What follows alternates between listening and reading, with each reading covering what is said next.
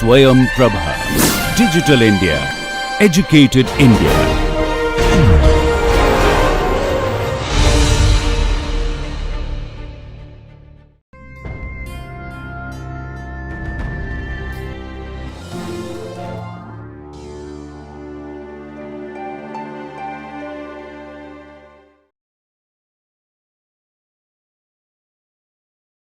Okay.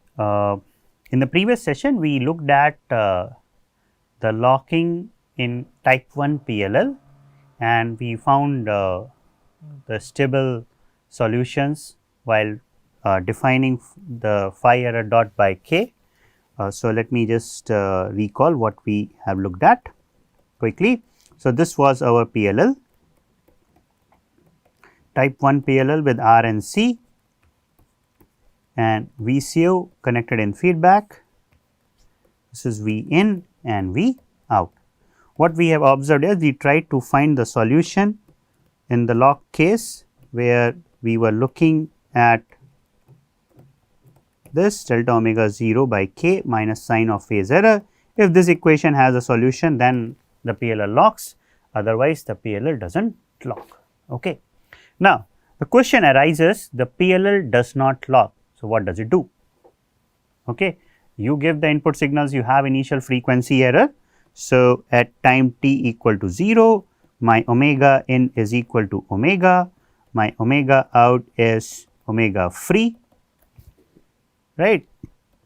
Vc was equal to, Vc is equal to 0 here.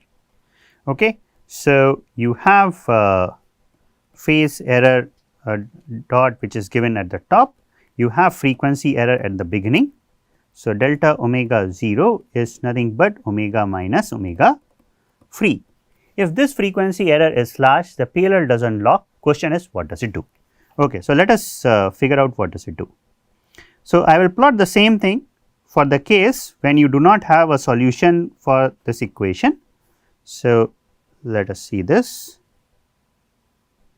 You have here as phase error, and this one is phase error dot by k, and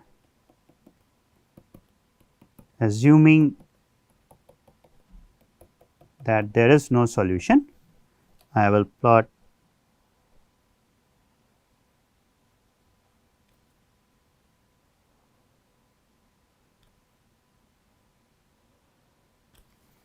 okay.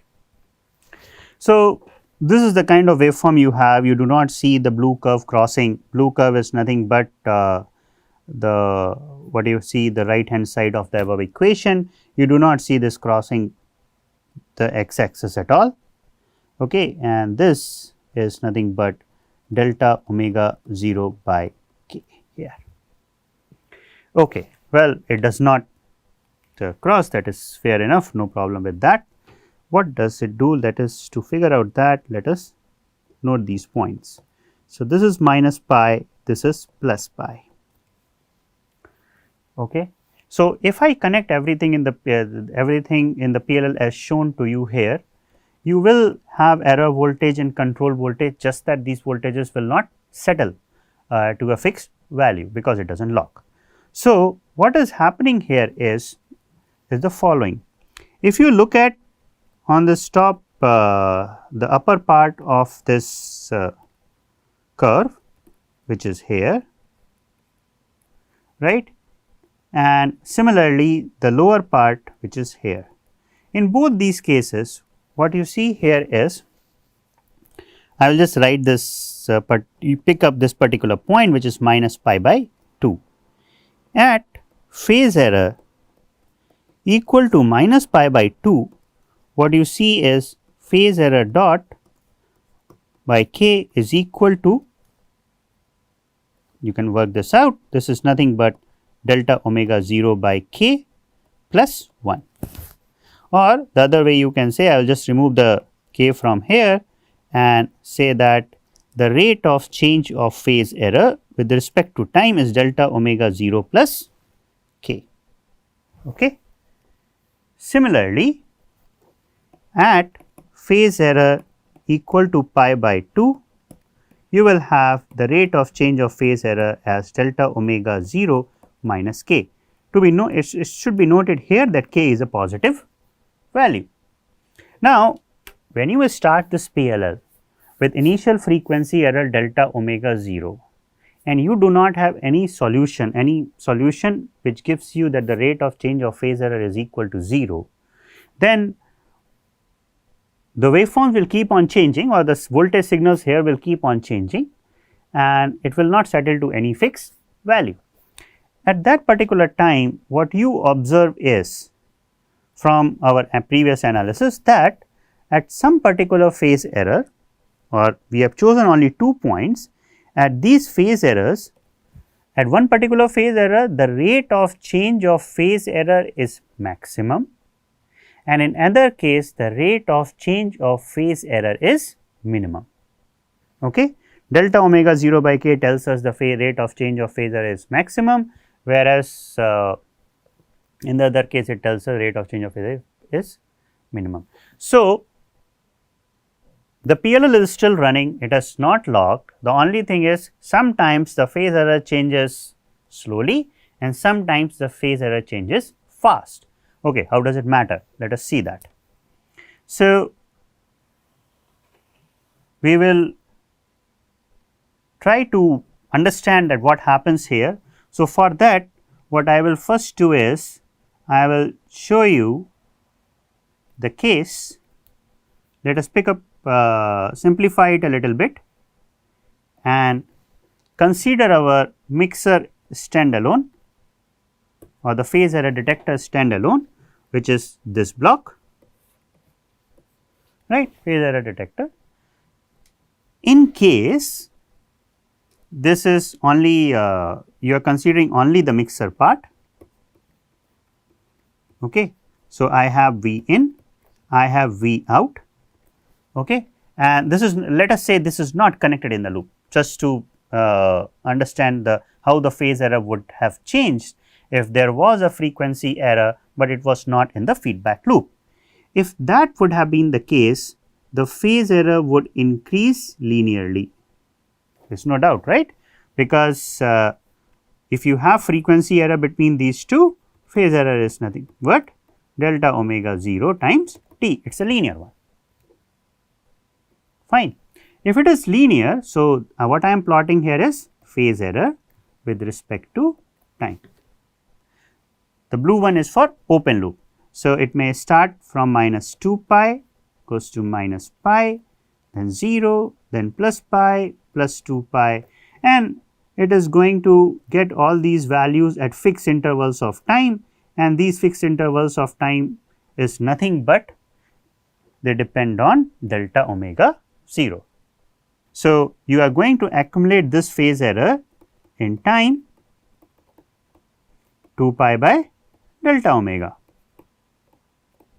Okay. So, this time if I want to write it with respect to this is 2 pi by delta omega 0 if you start from time instant 0. Okay. Starting from minus 2 pi or that is just a reference which I chose, you can choose anything. The important part here is for a mixer in open loop, the phase error will keep on increasing linearly. Okay. Now, we have just analyzed if the frequency error is larger than k, then sometimes the phase error increases slowly and sometimes the phase error increases in a fast manner. Okay. So, both the things will happen.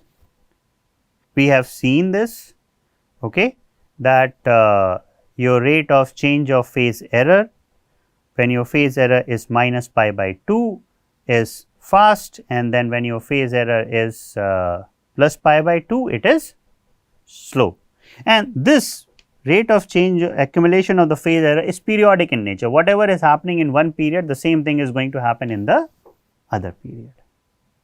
Okay.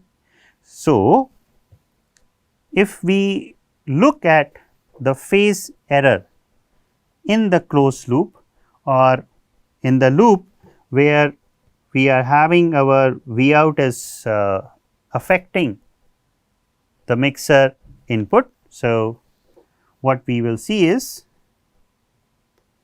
that the phase error may start from some value and then it increases slowly and then it may lead to 0 here. Every 2 pi it is going to repeat this. It is not going to increase linearly. Okay. While plotting this red curve, the thing which I have assumed that control voltage is V error. So, in this red plot my assumption is V control is V error and V error is half of sine of phase error, or you can say KPD times sine of phase error. This I have assumed, and only when I assume this, the output frequency will change, and based on the output frequency we have already derived this equation. The thing which we are not proving, writing the exact expression, we are just using these two and saying, because sometimes the phase error increases slowly and other times it increases fast, the change in the phase error which you will see will not be linear with respect to time from minus 2 pi to 0, but it will be non-linear. Okay. So, in this particular case what you see is it accumulates phase from minus 2 pi to pi in larger time. If I call this as delta T1 is larger than delta T2. Okay. This is what we are talking about, right. So, if such is the phase error accumulation, then in response to this phase error,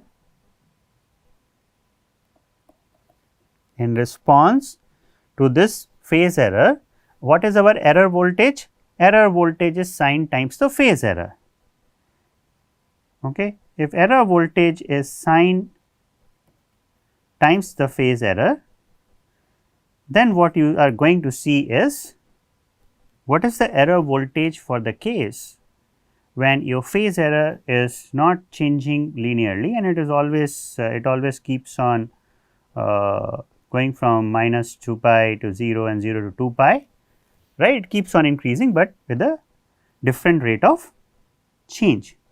So, for this particular case, you understand that the voltage error is nothing but half times the sine of phase error. We are rejecting the high frequency component, which is like omega plus omega in plus omega out. That is something which we have been neglecting so far. So, let us neglect that and only focus on this V error.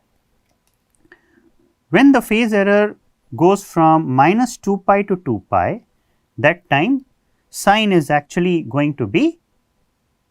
So, you look at this, your phase error goes from minus 2 pi to 2 pi. So, if I just plot sine waveform, we all know the sine waveform is nothing but this, right. This is your sine waveform.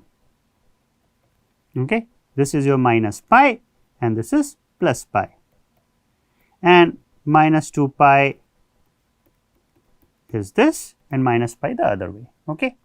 So, when you go from minus 2 pi to minus pi, your half of sine of phase error is positive. It is changing not like a sine wave, but maybe some other waveform, and then during the other half, during the other delta T2 time, you may have, and it returns to negative, right. The same waveform, this waveform will keep on repeating because the PLL never settles. Okay. So, this is going to repeat. Assume that the two waveform which I drew they are the same. This is what you will see as the error voltage, right. Now, this is, and this keeps on happening. Okay. This particular part will keep on always happening. If such is the case, right, which you see here when PLL does not lock, this is the same thing which I did not tell previously, but I showed to you that the waveform just keeps on doing something like this. Okay. And you know that this V error is passed as V control voltage, and when it is passed as V control voltage, even the V control voltage will do the same thing, and PLL is never going to lock. Okay. One interesting part which you can see is the waveform which you are looking here, V error voltage, the waveform does not have a 0 average voltage. Okay. In case the PLL was in open loop, then the V error voltage would be just a sinusoid. In case you have a open loop, your phase error will be something like this, right. It is not equal, where like on the plot you do not see this has a 0 average, but actually it does. This is like a sine wave, okay, and it is repeated. So, the difference is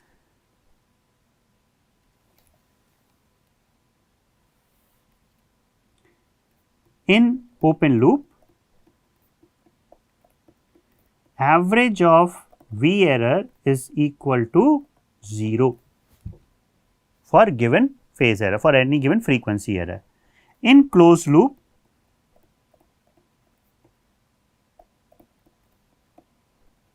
average value of V error is not equal to 0 even when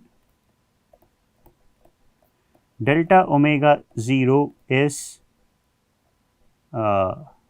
non-zero. Okay, delta omega 0 by k is greater than 1 in our case. That is what I am showing you here. This is what we see here. So, if that is the case, right, there is some kind of information in the V error voltage about frequency error, but it will not be able to lock at all. Okay. The DC value, the average value of this V error voltage which you see here in black is called as, whatever that value is Vp, is called as pull-in voltage.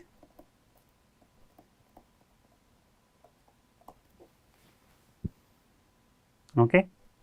There is a meaning attached to it which we will see later.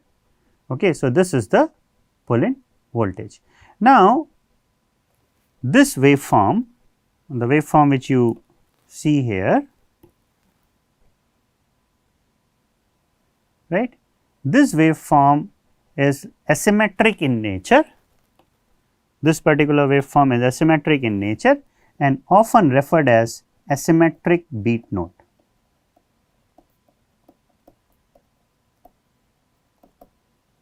Okay, it is like a beat here, it is asymmetric in nature, it has non-zero DC voltage, that non-zero DC voltage is called as pull-in voltage. Yeah, so what can we do with this pull-in voltage? That is something which we need to see. Thank you.